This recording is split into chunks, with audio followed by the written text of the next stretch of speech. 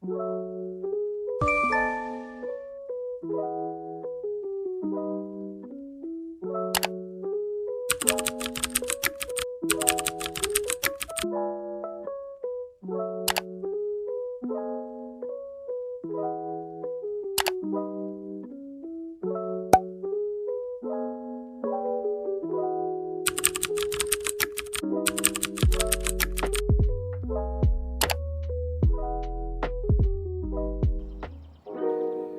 teman-teman, perkenalkan namaku Surya. Aku di sini mau sharing sedikit tentang pengalamanku meneliti atau belajar menjadi peneliti. Sebelum ke situ aku mau cerita dulu nih terkait pengalamanku belajar di ruang kelas sosiologi. Di ruang kelas sosiologi ini pembelajarannya cukup membuat penasaran dan menarik. Karena apa? Di dalam jurusan sosiologi kita dilatih untuk tidak menerima sesuatu itu apa adanya, tetapi kita dilatih untuk melihat sesuatu itu tidak yang tampak aja, tetapi yang tidak tampak atau sesuatu di balik itu. Nah, itu suatu pembelajaran yang sedikitnya bisa dikatakan usil ya, usil gitu, mengulik sesuatu itu dengan bertanya-tanya mendalam gitu. Ini sebenarnya cara pandang ini, cara pembelajaran ini sangat bermanfaat bagi saya dalam meneliti, karena di dalam meneliti hal yang pertama kita lakukan adalah mengamati, yaitu observasi. Dalam observasi tersebut perlu suatu pengamatan dan suatu perhatian khusus terhadap apa yang kita amati tersebut. Dan dari situ sosiologi mengajarkan atau memberikan suatu tool, suatu alat yang kita bisa melihat sesuatu itu tidak sekedar apa yang nampak. Kemudian ditambah lagi ada suatu yang primadona atau suatu yang istimewa di jurusan kita, yang ini tidak ada di jurusan lain, mungkin jarang sekali ditemui.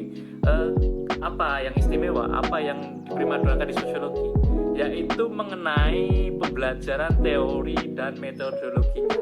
Nah, di jurusan kita ditekankan bahkan secara mendalam mengenai teori dan metodologi. Nah, ini sangat berperan penting atau sangat berguna dalam kita melakukan riset sosial gitu. Karena apa? Di dalam pembelajaran ini, di dalam belajar teori dan metodologi, hal pertama atau langkah pertama yang kita dapatkan adalah bisa mengenali diri sendiri. Dengan belajar sosiologi, kita diajak untuk meruntut apa? Sejarah masa lalu kita. Jadi sejarah-sejarah yang Anda miliki yang jangan dikutuki, jangan dibuang, jangan dianggap itu semuanya sia-sia, tetapi itu bisa dijadikan suatu anugerah penelitian. Karena apa? Di dalam masa lalu, di dalam sesuatu yang telah kita lewati, sepertinya itu enggak sepertinya, tapi itu sudah pasti Anda berhadapan dengan struktur masyarakat. Anda itu tidak otentik, saya tidak otentik, tetapi saya dibentuk oleh lingkungan sekitar, oleh institusi keluarga, oleh institusi sekolah, oleh institusi agama, dan banyak lagi yang membentuk diri atau subjek ini. Di dalam penelusuran diri, the self ini, kita akan lebih mencintai diri kita. Kita akan meneliti diri kita dari seluk-beluknya, dari apa yang kita lakukan, pikirkan, dan ucapkan. Kita bisa mengetahui kenapa kita bisa marah, kenapa kita bisa sedih, kenapa kita selalu kecewa. Kita bisa menelitinya itu. Kita bisa melacak kenapa kita mengeluarkan suatu emosi tertentu.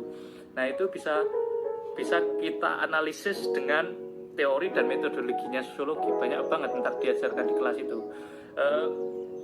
Kemudian setelah mengenali diri, untungnya apa sih mengenali diri?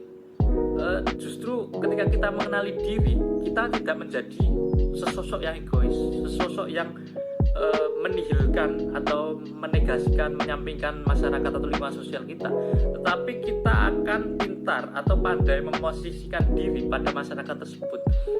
Ketika teman-teman atau saya atau pengalaman saya, ketika kita pandai menempatkan diri pada suatu masyarakat, nah itu kita mudah untuk mengulik keresahan mereka.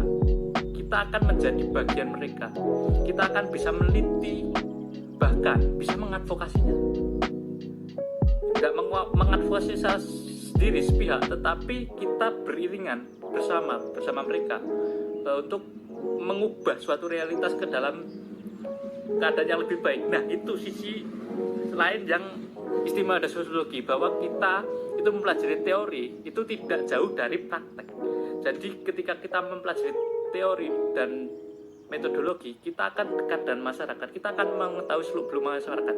Setelah kita mengetahui permasalahannya, kita sebagai peneliti harus menentukan keberpihakan. Kenapa begitu? Karena kita berhutang budi. Kita berhutang budi pada mereka.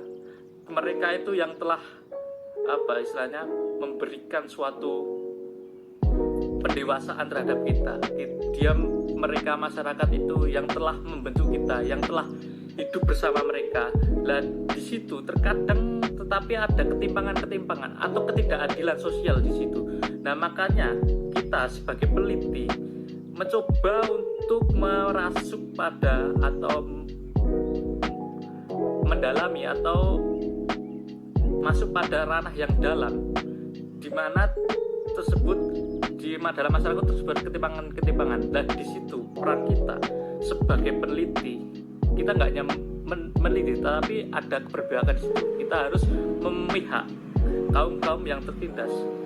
Tidak hanya itu, dari masyarakat kita juga belajar bahwa memahami sesuatu itu tidak hitam putih. Kita melihat diversitas keberagaman yang ada, sehingga kita dapat tidak hanya meneliti saja atau membuat suatu penelitian yang deskriptif saja, tetapi kita bisa sebagai peneliti merubah realitas itu menjadi yang lebih baik.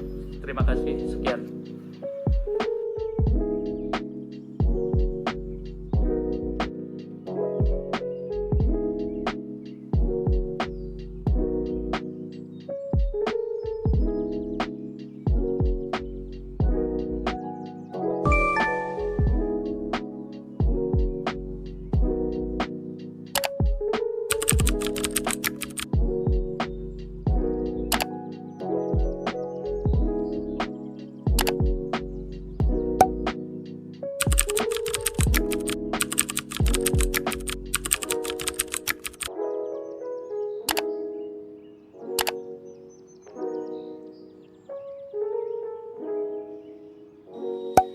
Halo, perkenalkan nama aku Alfa, Alfa Rizky. Aku lulusan Sosiologi UNER, dan aku pendirinya Sosiologi. Aku di sini akan menjawab 2 pertanyaan terkait sosiologi sebagai social science. Pertama, kenapa lulusan sosiologi atau kenapa sosiolog bisa disebut sebagai social scientist? Jawabannya sederhana, karena social science itu satu konsep yang diperdebatkan.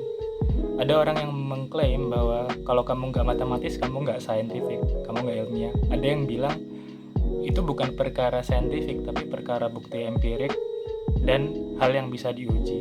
Ada yang cuma bilang ini perkara pembuktian empirik.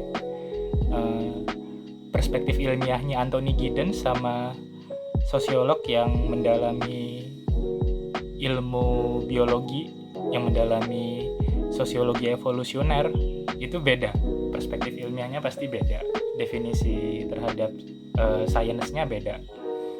Begitupun dengan sains versi orang-orang yang kritikal, yang kritis, misalnya orang yang meminati pemikirannya Karl Marx sama orang yang meminati pemikirannya interaksionis simbolik misalnya, itu definisi sainsnya bisa berbeda. Yang satunya mungkin lebih menekankan ke perjuangan, hal-hal yang politis, yang satunya lagi enggak kayak begitu. Jadi kalau mau dijawab sederhana, apakah sosiolog itu social scientist? Iya, tapi apakah sosiolog itu social scientist kalau kita bongkar arti dari science? Jawabannya rumit. tergantung posisi kamu terhadap sains itu seperti apa. Bagi saya, to some degree iya, dan sosiolog yang lain yang nggak masuk dalam derajat itu enggak. Jadi seperti itu. Yang kedua, tentang apa bedanya dengan saintis dari disiplin lain. Oh, beda banget. Kalau di ekonomi kamu bisa menemukan mereka lebih kaku perspektifnya, mungkin lebih behavioral, lebih lebih lebih pakai notasi matematis. Di ilmu politik mereka percaya banget sama eksperimental dan randomized control trial. Di sosiologi kita lebih banyak percaya sama ilmu komputasi dan simulasi ya, komputasi, simulasi, survei, dan kebanyakan kualitatif sih. Jadi seperti itu bedanya di situ. Kita bukan berarti jauh dari matematika ya, tradisinya aja yang beda.